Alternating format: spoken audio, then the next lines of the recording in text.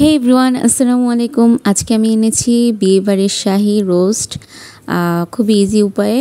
আশা করি আপনাদের ভালো লাগবে, আমার সাথেই থাকবেন। প্রথমে চিকেনকে ভালো করে ধুয়ে পানি ঝরিয়ে নিব। তারপর এখানে 1 চামচ লবণ, 2 চামচ মরিচের গুঁড়ো, আর সাথে দিলাম গুঁড়ো পাউডার আদা আর রসুনের। আপনারা চাইলে পেস্টও দিতে পারেন, কোনো সমস্যা নেই। দিয়ে এটাকে আমি ভালো করে মেখে দিব। আদা আর রসুনের গুঁড়ো আমি 1 চামচ করে দেই। এখন এটাকে ভালো করে মাখিয়ে নিব, যেন মশলাটা ভালো করে ভিতরে ঢুকে, লবণটা যেন ঢুকে। দেন একটি ফ্রাই প্যানে তেল গরম করে এগুলোকে ভেজে নিব। চিকেনগুলো বেশি ভাজবো না, হালকা করে ভাজবো। বেশি ভাজলে হয় কি, চিকেনটা শক্ত হয়ে যায়, বেশি সিদ্ধ হয়ে যায়। দেখতে পাচ্ছেন আমি আরও কিছু চিকেন ছিল, সেগুলো ভেজে নিলাম। এপিট 1 মিনিট করে ভাজলেই হয়ে যাবে। এর মধ্যে ভিডিওর মধ্যে দেখিয়েছিলাম আমি বাদাম পেস্ট করে নিয়েছিলাম, কাঠবাদাম 15 থেকে 10টি। দেন এখানে আমি রাঁধুনি রোস্ট মশলা নিলাম, তার সাথে একটু পানি মিক্সড করে এটাকে মিশিয়ে নিব। সাথে দিব টক দই। টক দই এখানে আমি 3 টেবিল চামচ দেই। আপনারা একটু কম বেশি দিতে পারেন, কোনো সমস্যা নেই। আমার চিকেন ছিল এখানে 2 কেজির মতো, তার সাথে আমি রাঁধুনি মিক্স মশলা 1 প্যাকেট দিই।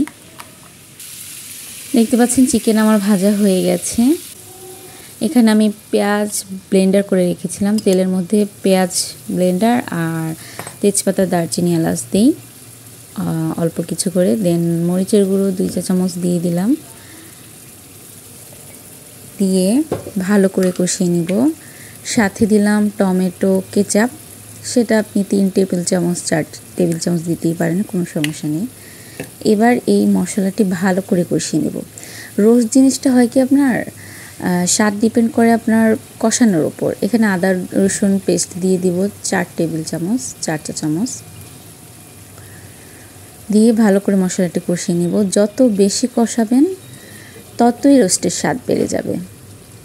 রোস্ট জিনিসটাই আপনার এই কষানোর উপর ডিপেন্ড করে মজা হবে কিনা।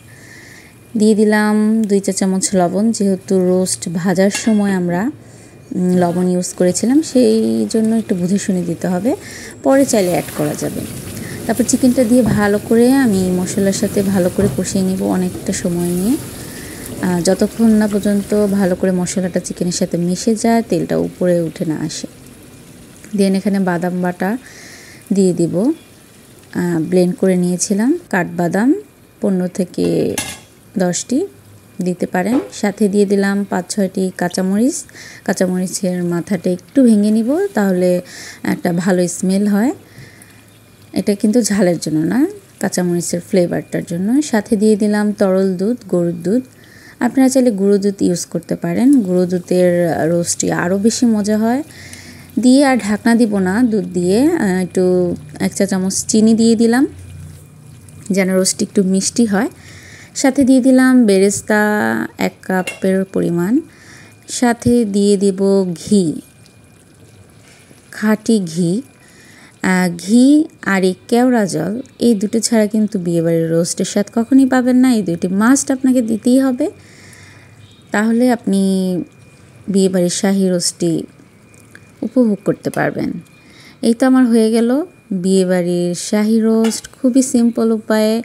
আশা করি আপনারা বাসায় ট্রাই করবেন এবং আমাকে কমেন্টে জানাবেন। সেই পর্যন্ত সবাই ভালো থাকুন, সুস্থ থাকুন। আল্লাহ হাফেজ।